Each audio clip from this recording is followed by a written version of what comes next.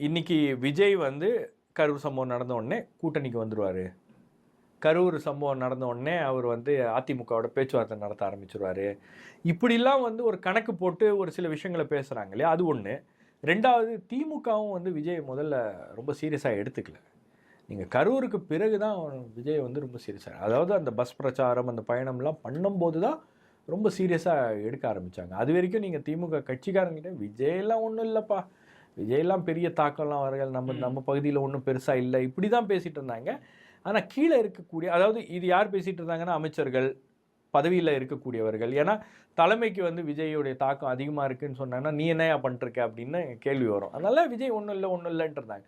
But கீழே இருக்கக்கூடிய தொண்டர்களுக்கு விஜயோடைய தாக்கம் என்ன அப்படின்றது தெரியுது. ஏன்னா இங்கேருந்து நிறைய பேர் வந்து விஜயோடைய கட்சிக்கு போயிருக்காங்க. ஏன்னா இவங்கெல்லாம் வந்து கூட இருந்து ஆதரவு தெரிவிச்சுட்டு இருந்தவங்க விஜய் கட்சி ஆரம்பித்தோடனே நிறைய பேர் அந்த பக்கம் போயிட்டாங்க அப்படின்னு